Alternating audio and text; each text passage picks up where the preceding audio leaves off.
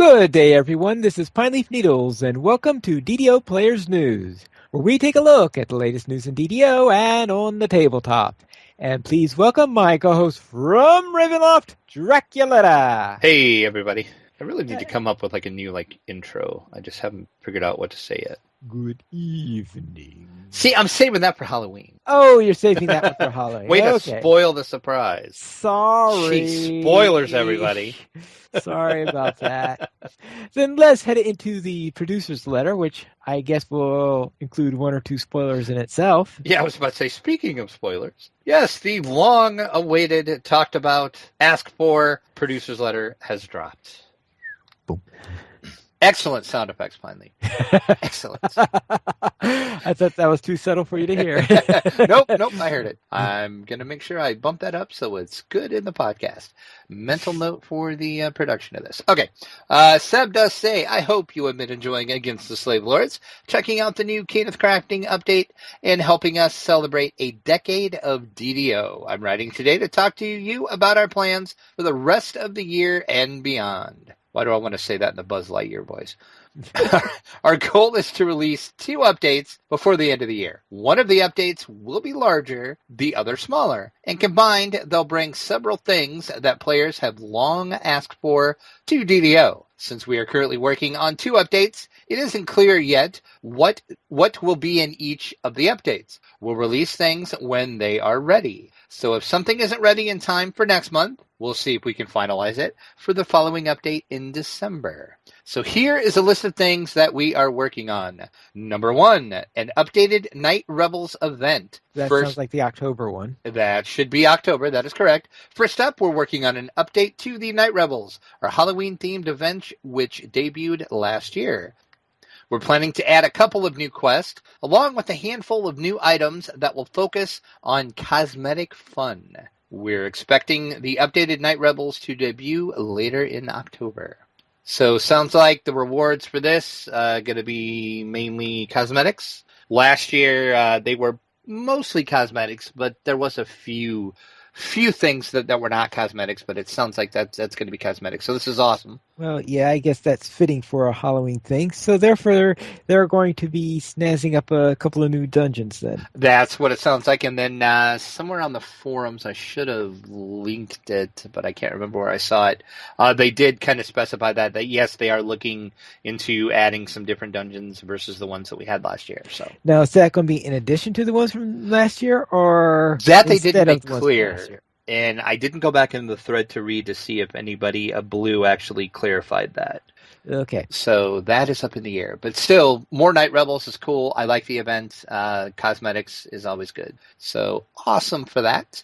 The next up, number 2, will be a new questing hub. We've long wanted to help people figure out where to go and what to do when they come back to DDO from some time away. And this hub will help both them as well as anyone who'd like to get to the quest entrances more quickly. We don't have a name for this new system yet, and we'll be talking a lot more about it in the coming weeks. So this quest hub then is sort of an instance finder or something? It kind of sounds that way to me.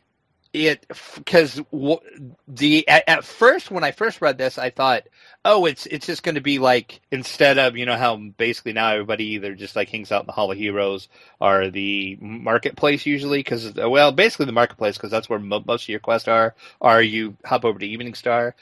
This sounds like it's going to be either an instance finder to where you can just click on something and go to it, or maybe this will be a whole separate area that'll make it easier to get to places. I don't know.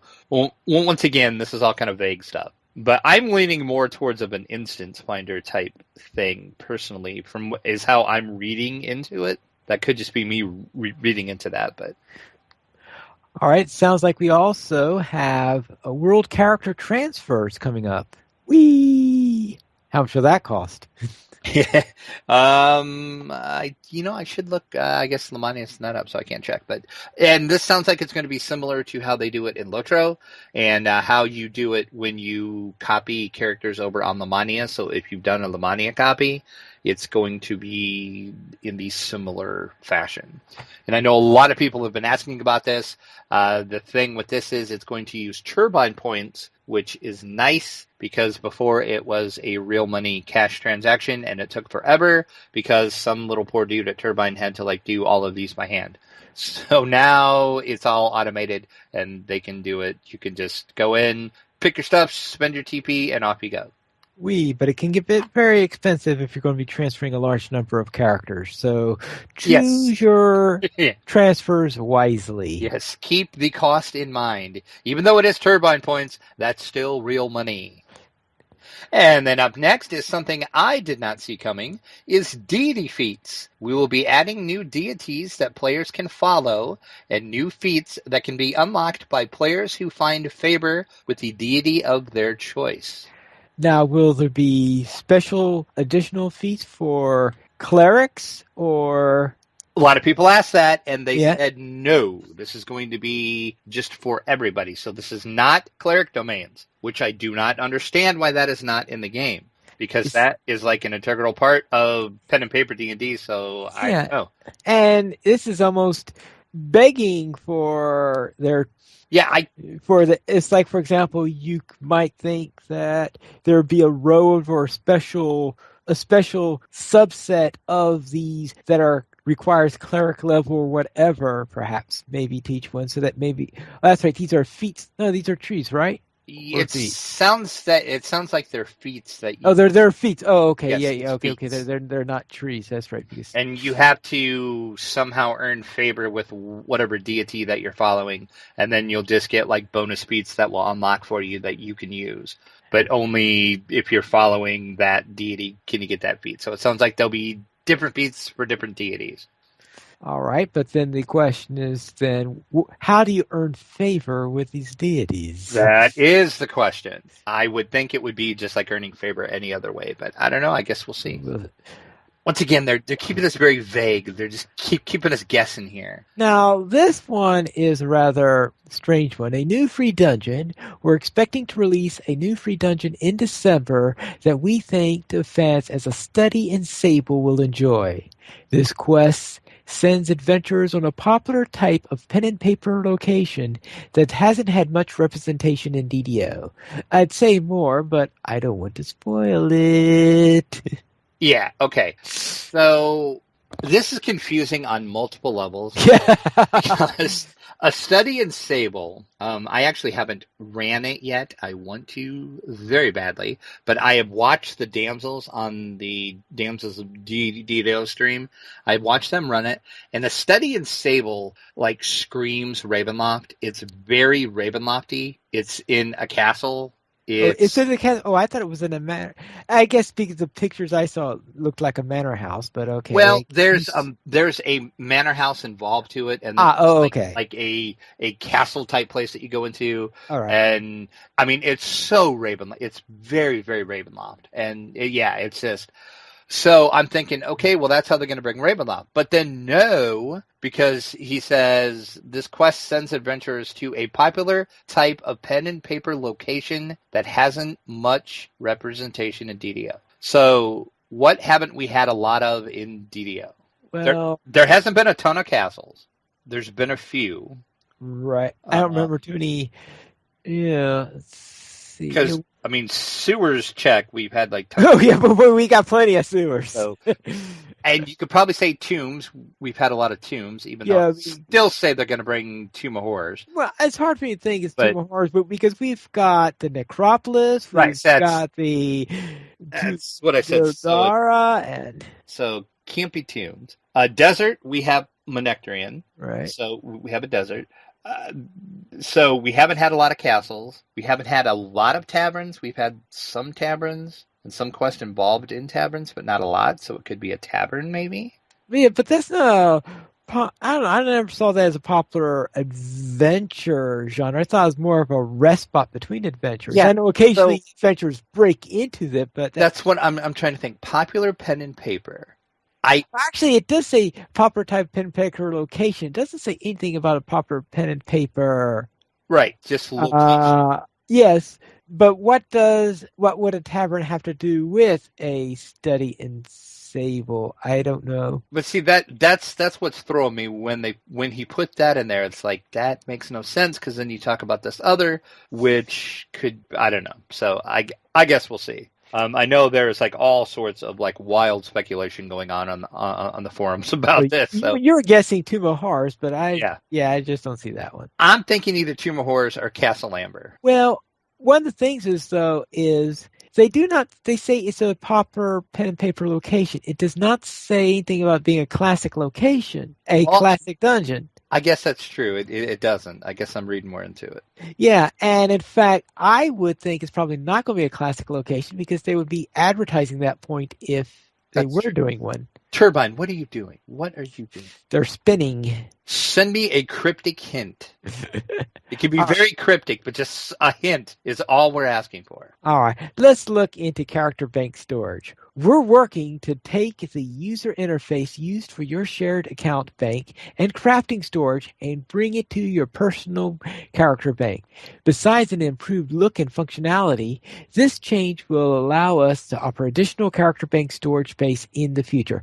So they're trying to do the bank similar to how they're doing in Locho, perhaps? That was my first thought when I read that. Is I'm assuming that's what they're doing because overall, I think the tech is basically the same for both games, so they can just take something out of one and maybe tweak it a little bit to work in the other. Going either way. I'd love to see how they could do that with swimming, but that's so yeah, more space, always a good thing. And then, of course, the monks and favored souls are getting an update, continuing the classwork. You can expect an overhaul of hand wraps in addition to an updated enhancement tree for both classes. Ooh. And then looking beyond 2016, we know many of you have been hearing the rumors and teases. Well, it's not much of a tease when you just flat out say it on the show, but okay, about Ravenloft. So let's talk Strahd. We're 100% interested in bringing Ravenloft to DDO and are working through the process to make it happen. We don't have an exact time frame in mind yet, although we are our current plan has it coming to DDO sometime towards the end of 2017. I have to wait that long. Good grief. Unfortunately, it's getting all the licensing done. Yeah, I'm sure. It built and all that fun stuff. He goes on to say, we can't wait to bring one of the most popular and classic adventures in Dungeons & Dragons history to the game. And as I said in the little article I put up on DDO Players, shut up and take my money. Yeah. Yes. And, of course, we're also planning our 11th anniversary in late February. We're hoping to debut a new playable race for the anniversary along with some new adventuring. We've been asking you whether you would like to play a Kobold or Dragonborn, and while the final decision hasn't been made, it looks like many of you would enjoy the Dragonborn. So we'll see what the anniversary brings. Still don't get the Dragonborn thing, but okay. Dragonborn! Oh, sorry, wrong game. Yeah, wrong game. And then Seb rounds it out. It remains an honor to be your executive producer, and I'll be back later this year to look ahead at 2017. Until next time, may the loot gods smile upon you. This producer's letter, let's see. Is this the entire letter? That's the entire letter. That's it. It looks like that there are more interesting tidbits in this one than there was in the Lotro one, but... Yeah, there's some good stuff in there, and there's some stuff that just has you scratching your head. It's like I don't know what they're gonna do, but it sounds awesome. So I guess we'll see. But I think overall, how I read this and how I read into this is it sounds like the DDO team is 100% invested in the game still, even though it's been 10 years. They're coming up on their 11th anniversary. They're willing and working on adding new things still to the game. So I think that's the best part of it is just all of the stuff they want to do and the stuff they have on the books. So that's the best thing we can take out of it, I think. And Ravenloft, I mean, what more do you need? Just all right, then let's head into the one thing thread. Ooh, and I take it by looking at this is asking for the one thing you would like or what? That is. This was a little project, No Worries, has decided to take on in this thread. He says, welcome to the One Ring. I knew I was going to say that. The One Thing thread.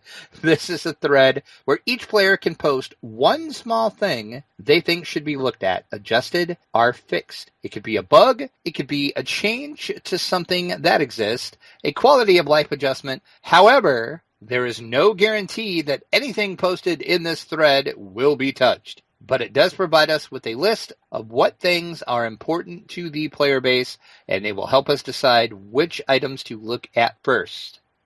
And then he does give another little caveat. He says reasons we might not use a given suggestion are design reasons, technical limitations, and time restraints. So, yeah, and this thread is pretty active with suggestions from people that they want. So if you have that one thing that has been bugging you forever about DDO, pop this into that thread, and maybe, just maybe, it might get fixed at some point. Now, note that this is designed as a brainstorming session almost with the player base, and that they're not looking for people to go around pounding other people's suggestions. They're looking for one suggestion from each player. So choose your suggestion wisely and don't go around knocking down other people's because they are looking for just ideas at the moment.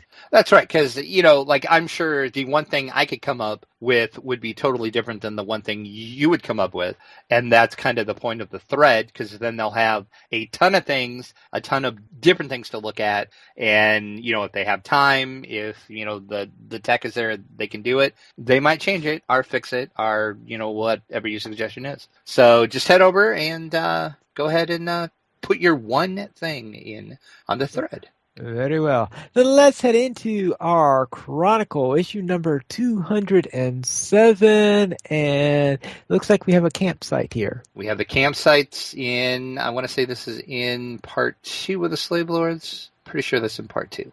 That is one of the areas that has some of the optionals in it, if you did not know.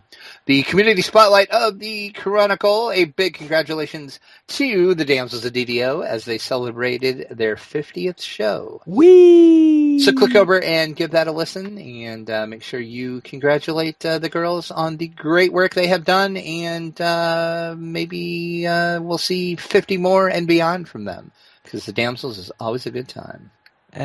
Caneth crafting spreadsheets? Yes, people are jumping into the Caneth crafting update. A player by the name of LSD37 put together some Caneth crafting spreadsheets. So if you're a spreadsheet type person and you really want to get crunchy with your Caneth crafting, these are the spreadsheets for you to use. In the fansite news section of the Chronicle, Voodoo Spice hit a YouTube milestone. He has put out 400 videos on his channel. So congratulations to Voodoo on all of his great work that he does. He does some cool videos and some cool on how-to videos as well for stuff. So if you haven't checked out Voodoo's channel, you need to do that and check out those 400 videos that he has done. Go ahead. I'm not too sure you'll be able to watch all 400 at once. It might take you a while because some of them are a little long, but usually they're not too long. But yeah, it would take you a while. Oh, I just realized I'm getting close to 2,000 now. Wow, really? Awesome. It's like, that's like, what? 1,903. Ooh, good. You got to plan something big for that 2,000 video finally. I'll probably forget about it and be at 2,200 before I remember. Yeah, that would be the case. Also, in the fansite news section, DDO Cast had a episode about the races that should be in D&D. That was episode 445. Click over to check that out and hear me ramble on about stuff, because I was on that episode. I rambled on about something. I forgot what I don't know. I forgot what I talked about, but I did. You mean you're suggesting that they bring in tieflings or something like that? That's what it was, yes. I had a most epic tiefling rant, I think, so yes. So okay. In favor or against? In favor, of course. Okay, just checking. Are you crazy, man? And also, DDO Gamer is posting up some new DDO images. Jeff always does some good image work, so check out some of his images. And City Reviews Update 32. Wow, I just added 5 updates to DDO. The devs are going to be busy. Well, that's because you wanted Ravenloft to come more quickly. Yeah, exactly. That's right. I'm just time jumping now. So click over and see what City has to say about the Slave Lords. And of course, we do have a Chronicle comment. What DDO feat would you like to have in real life? What DDO feat would I like to have in real life? Yeah, that's one I've never thought of. Now, just when you think about that, you're thinking, okay, what would be nice to have? Drac Barefeet says he wants hair feet. Hair feet? That's wrong kind of feet. We're on the right track, but wrong kind of feet. All right. I am completely stumped by that one at the moment. Nothing jumped out at me either, so I couldn't. Yeah, I don't know. That's a good question this week, though. Yeah, I was surprised because usually I either can think of something funny right away or like I have a answer I know right away, and this one I was just like, So good Chronicle question this week. Good Chronicle. And the final thing, of course, is a screenshot of the week, and that is Raventhorn dodges a bear. Well, sort of. Yeah, that bear looks very familiar. In the 287th official DDO screenshot of the week. Let's then head into our store sales. Anything really nice? Perhaps a bear? Not a bear, but the Harper Agent Enhancement Trees are 35% off. Those are always popular. Select Stat Tomes, Veteran Status, and Select Classes, all at 35% off in the DDO store.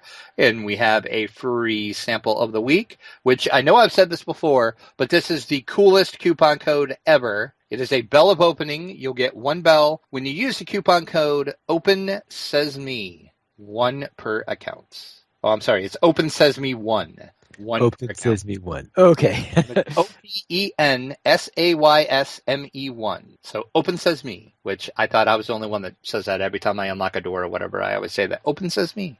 I thought maybe it was a rogue thing, but apparently not. Right. Then let's head into our poll or our groups for our sites. For our site section. And the poll is, what was your favorite part of the new producer's letter? And anything stand out in their responses? Actually, the new free dungeon and Ravenloft tied at 39%. In other words, dungeons sounds like, because it looks like because the next thing I see in there is the updated Night Revel. So all the top ones have something to do with dungeons. Dungeons, and the deity feats are also at 33%. So yeah, this was a pretty even poll. Actually, nothing really, jumped out. And for a while, because I was kind of looking at the results through the week, for a little while, the deity feats were actually ahead. And then all of a sudden, votes kind of like spread out, and then it kind of became even. So yeah, people want dungeons. All right, but only 2 people want world character transfers. Yeah, sorry about that, but well, it sounds like then that there are a number of people who are satisfied with the world where they're playing. Yeah, well, that could be. And surprisingly, though, only 6 votes, or 18%, want the new questing hub. I kind of figured that would be a little higher, but these crazy polls, what are you going to do? Yeah, polls are, let's face it, polls sometimes don't exactly predict everything. True, very, very true. True. It's something you learn quite a bit during this time of year. Let's see what is coming in from the dungeon, where Icons of the Realms Storm King's Thunder figures are now available. And these, of course, are from WizKids. These are the giant figures that they are putting out. We all know WizKids do some giant, quote-unquote, minis. You can get 11 unique giants plus 4 with alternate weapons, all measuring approximately over 4 inches to 5.5 inches in height. These are sold in blind booster packs, so you don't know what you get till you buy it, for $16.99, and they are available at your local friendly gaming store now. And I did put some pictures of these. I'll put it on the YouTube version of the video. For people listening to the audio of this podcast, head over to the show notes, click on the link, and you can see some of the pictures. These are pretty awesome looking giants, actually. Ooh, so something that you want to include in your game if you like throwing giants in here and there. That's right. If you need a giant, if you're doing Storm King's Thunder, these are the minis for you. Then let's head into Sirenscape, who teams up with Geek and Sundry for Critical Role Sound Pack. We kind of got a hint this might have been coming, but it's now official. The official Geek and Sundry Critical Role Goblin Raid Sound Pack is now available, and this will include everything gamers need to run their own game the same way Critical Role Matt Mercer did during the now legendary To the Poop Goblin Raid Pathfinder RPG adventure. Yes, I did say To the Poop. If you watched it, you'll understand why that's the name. Including the Rain and Thunder Matt pummeled the poor goblin PCs with, their squelches, slops, and I'll put it nicely, gas releases in the stinky sewer. The chaos of the Goblin Raid is all at your fingertips in the Sirenscape Sound app. This is available now on Sirenscape.com for $14.99, or if you are due the Sirenscape subscription, this is completely unlocked in your dashboard now. Then let's head to DDO Players Adventures in Middle-earth Player's Guide Review. So you have reviewed this Adventuring in Middle-earth, and what do you got to say about it? I have to say, I think they did a wonderful job using the OGL to bring Tolkien into D&D. I can see even using parts of this book in a regular D&D campaign that isn't really Tolkien inspired, or you're not in quote unquote Middle Earth. But the way they did this and how good a job they did, there are parts of this I can see actually running, like some of the new classes they have. I can see that you could use it in a regular game and not have to worry about it like sticking out because, you know, it's like, oh, why is this weird Tolkien dude in this D&D game? It works well. They did a great job. And there's some interesting new feats that they have. And just overall, I think it's an excellent job. And they did a great job of, like I said, bringing Tolkien into D&D. If you're familiar with the One Ring RPG, this is all going to sound very familiar to you because they kind of based it off of that. But they did it in the best way they could with the constraints of the OGL. Oh, they have wardens in here, I see. Yes, but it's really weird because the warden is a bard, but you don't have magic and you don't have music, but you're a bard. Wrap your head around that one. Okay, yeah, I'm going to have trouble wrapping my head around that. That is a really strange one, I got to say about that. Now, interestingly enough, I think that perhaps this would have been really nice to have had around several months back when we were thinking about Tales of the Free Folk on the Lotro side. That would have been very handy for you guys, I'm sure. Yeah, because then we would have had a real system. Exactly. So yeah, this is, of course, the hard copy version of this is not out yet. It should be out. They're hoping later on in the autumn, but you can get the PDF currently right now, which is what I reviewed. But you can do a pre-order where you can get the hard copy of the book and you get the PDF for free if you do that. And this, of course, is for the Player's Guide. The Lore Master's Guide, which is basically the Dungeon Master's Guide, is also coming out later this year, and that has a pre-order up as well. But I'd like to extend a big thanks to Cubicle 7 for sending over the PDF for review. But definitely check it out if you want to Tolkien up your D&D game. And yes, I said Tolkien, not token. Okay, so let's say, so it's $20? Yes, it's $19.99.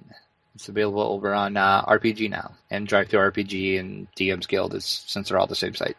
Right. All right, then let's see what's on the tabletop, and it looks like we have a cool review of Ice Cool. This is an amazing little game that I actually saw at Gen Con.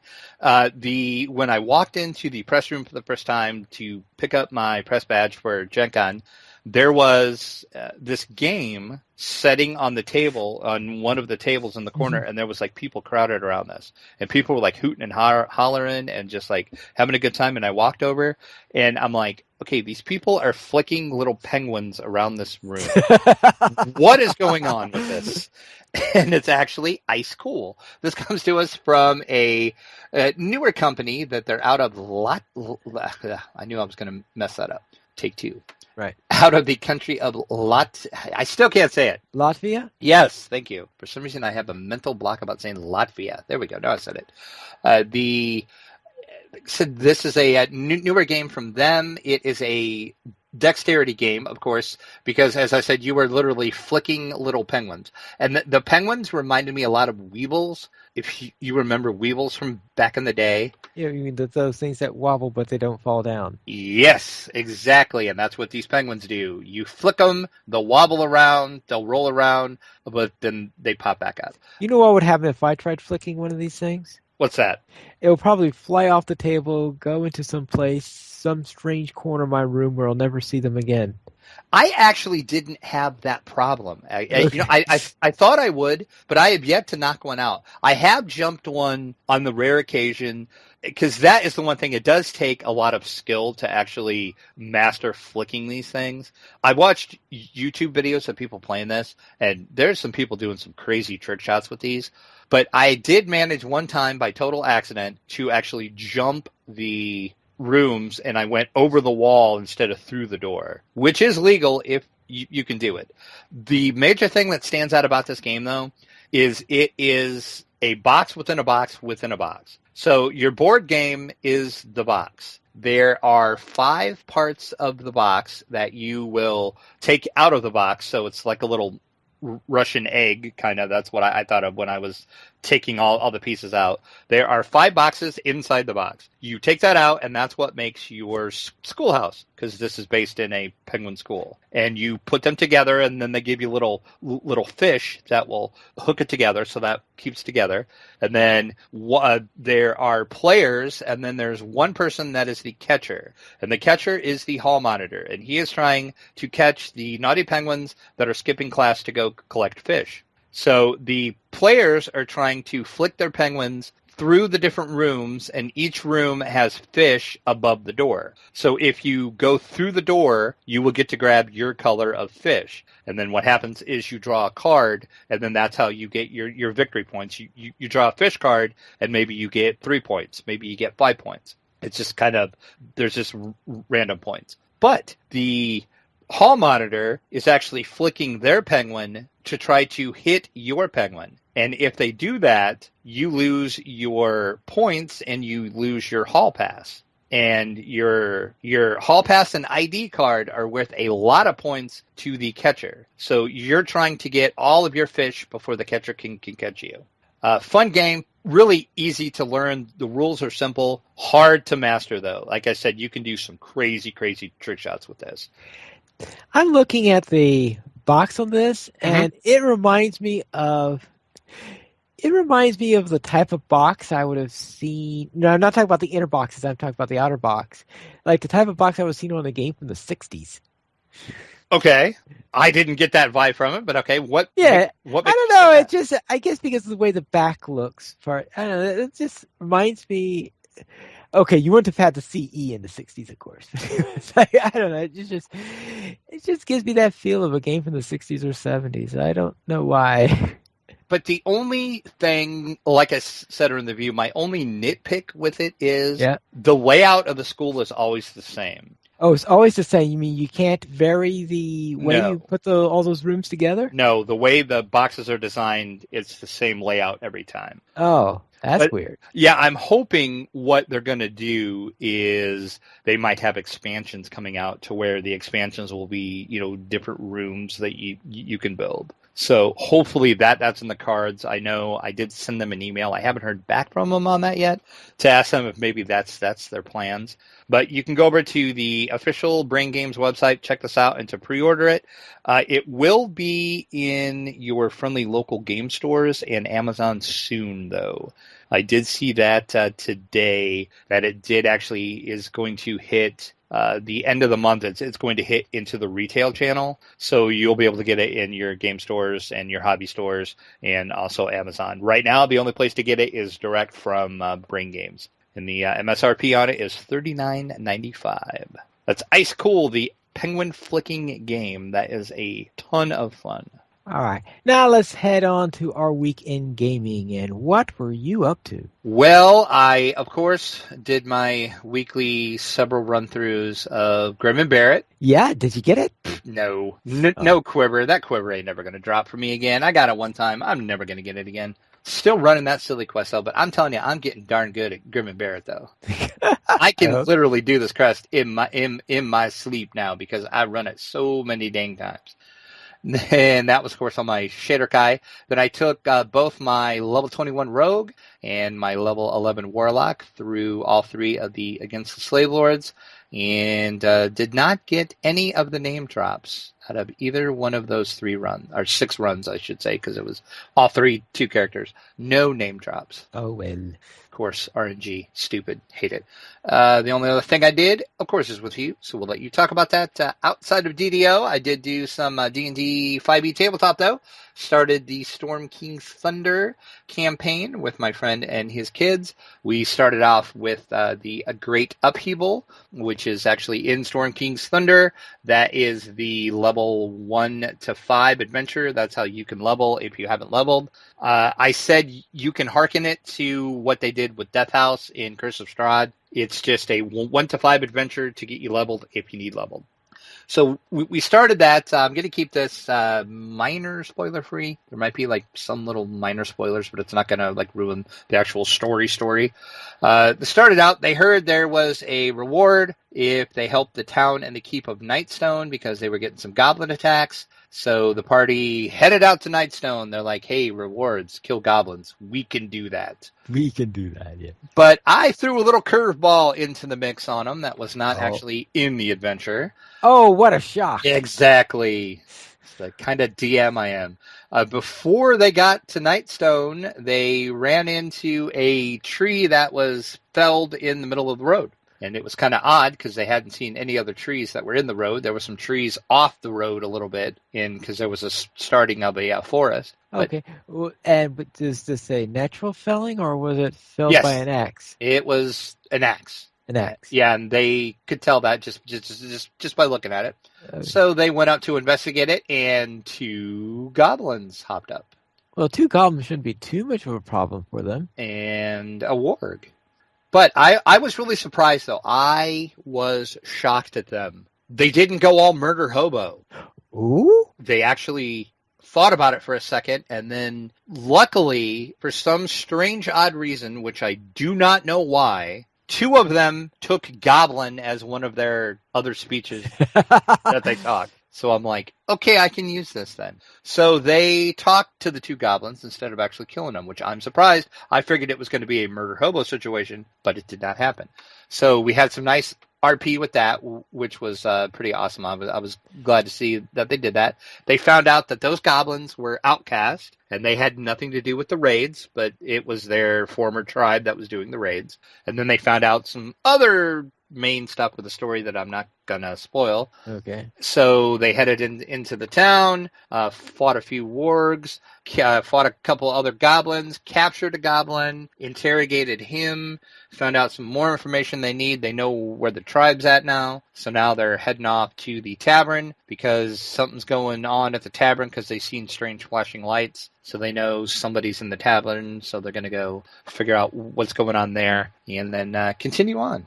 So yeah, I was actually surprised because I figured they were just going to slaughter those goblins, but they didn't. They actually used RP and conversation, which was pretty shocking to me. And then go ahead. I was thinking another alternative. You say why they would take goblin is you could imagine that if you capture some goblins and stick them into a room and they think it's safe to speak to each other in goblin. Yeah, that's very true. And the goblin that they interrogated, they actually still have tied up and they're taking them. Oh, okay.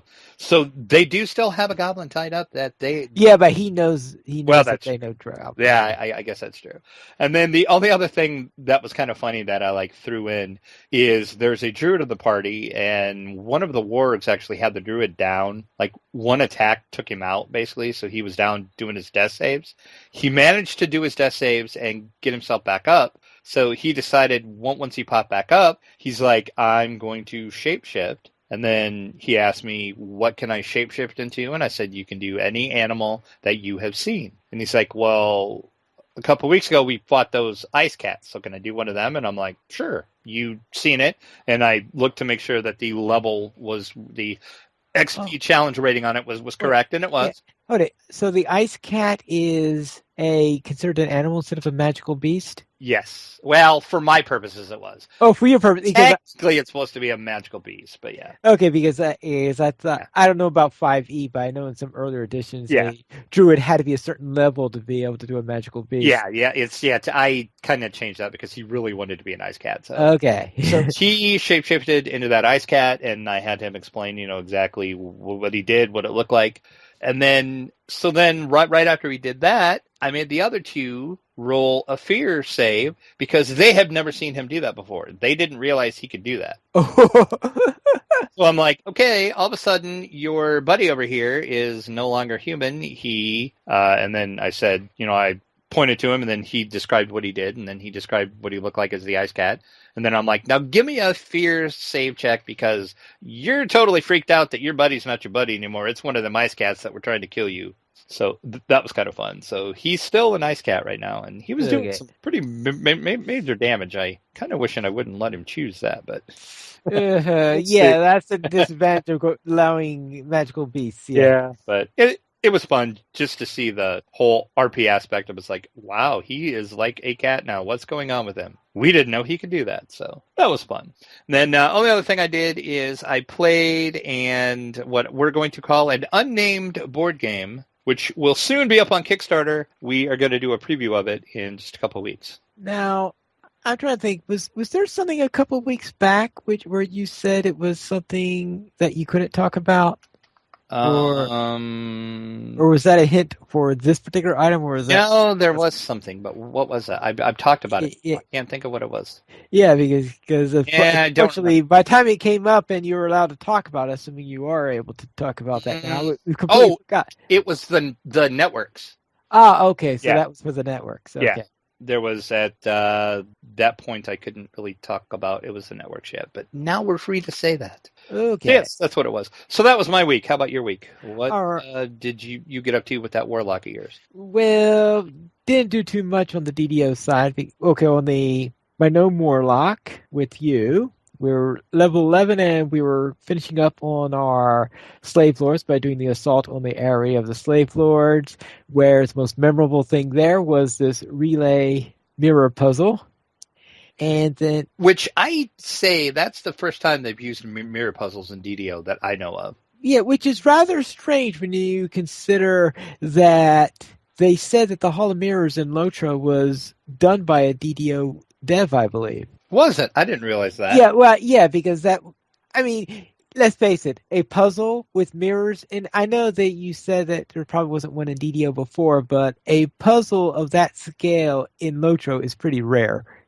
Right. Yeah, I think the Hall of Mirrors and the Inner of the Forsaken are the two that I think of when I think of ones that were done by people who were more familiar with DDO, because they're definitely different from Lotro's, because, True, yeah, they are. Yeah, because very, very puzzly and trappy, which is more of a DDO thing than a Lotro thing. And then after that, we ran in Black Anvil Forest. We did Made to Order, which is a quest that neither of us had ever done before, but it was a sequel to one that we had done before. Yeah, if I have done that quest, I surely do not remember ever running that. And I'm thinking I've had to run that at some point, but... Yeah, but I certainly didn't remember ever doing it before. I don't remember doing it either, but that was a really fun quest, though. Yeah.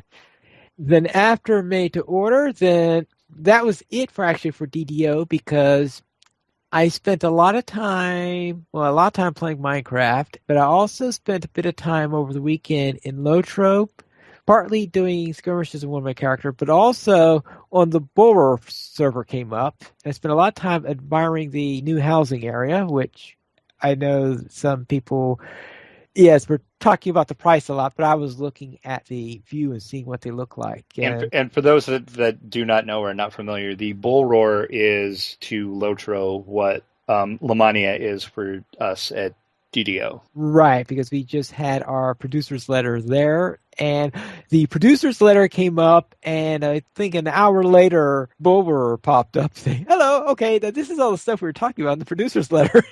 Which is kind of handy. Yeah. So therefore, we went over there. So I was admiring the new housing area, or what I've been calling luxury housing at a luxury price. Indeed, from what I have seen. Indeed. Indeed. We currently have 23 supporters on Patreon, and if you'd like to help support DDO Players, simply go to the donations page where you can support the Players Alliance on Patreon. There you'll find rewards, including a mention on the podcast of your choice, or even be a guest with us here on DDO Players News. And this week we did not receive any iTunes reviews or get any featured comments, but we do have an email from Mock Taskmaster called Defense of Pineleaf. Why are you so questioning that title? You're just like, what? It's good day, gentlemen. So, slight defense of Pineleaf here. Last week, when talking about DDO players in 4K, Pineleaf mentioned something about it being in the pixels, which he was technically correct. Stupid resolutions and the TV manufacturers have everyone fouled up on purpose to sell more stuff. Cinema 4K equals 4,096 pixels wide by 2160 pixels high. Okay, that sounds reasonable because 4096 is 4K.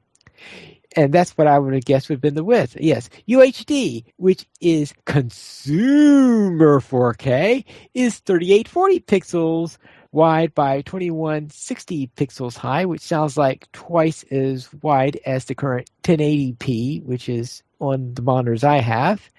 And of course, 1080p is 1920 by 1020, and 720p, 1280 by 720. So you would think that they would just call it 2160p or something like that. You would think, but no. But ew. Yes, confusion all around. Even full-on techies have issues with deciphering it all. Confusing on purpose. But for most people, consumers, UHD and 4K is the same thing effectively. But there's still no defense for not watching those movies. Goonies? Labyrinth? Now news of never seeing Predator? No defense for that. And I agree. Totally. There is no defense for that. But see, the moral of the story, though, is you were actually right last week, which will shock nobody. I was right about what? Well, because you said that 4K was pixels, and I said technically you were wrong, but you were technically right and wrong at the same time. Wow, I'm really confused now. I just blew my own mind there. Wow. My head hurts now. All right. Which did remind me of something that I did leave off, and that I did get to see the Goonies yesterday. What? And Hold on. Everybody, pull up your chairs and your popcorn. It is now time for Pineleaf's Goonies review. Goonies review? And go. Oh, well, the language is a bit strong for me. Yeah, I should have seen that coming, but okay. Yeah, you should have seen that one coming. And yeah, that was a couple of weird bits in there. And I at least now finally understand. Okay, I did understand. I had heard that the motif of a ship inside of a cave comes from the Goonies. So now I was able to see the source of all this, because this is both the source, because they have such things in both the Dead Mines in WoW and, of course, the End of the Forsaken in Lotro, which is, and in fact, even more literally, because that water slide is also, that's in End of the Forsaken, also comes from the Goonies. See, so now you understand why when we were playing Lotro and I always say, let's go do the Goonies quest, you understand what I was saying. Yes. Now it makes sense to you. But as for Predator, I don't think I'll ever be seeing that one. But the major question is, after you've watched the Goonies, did you eat a Baby Ruth? No. Pineleaf. Oh, well. You can send us an email at podcast@ddoplayers.com. You could also follow us at Twitter, the Players Alliance at Players Ally, DDO Players at DDO Players, Draculetta at Draculetta_72, and Pineleaf at Pineleaf Needles. The Players Alliance has 4 live shows. Every Monday at 8:30 p.m. U.S. Eastern Time, we have DDO Players News. Every Thursday at 8:30-ish p.m. U.S. Eastern Time, we have XP Quest. On Saturdays at 8:30 p.m. U.S. Eastern Time, we have Locho Players News. And on the last Saturday of each month, on the last weekend of each month, time is currently pending, we have Locho Academy After School. You can join us for our live shows at ddoplayers.com/live. And that is it for tonight, and this is Pineleaf Needles reminding you to quest responsibly.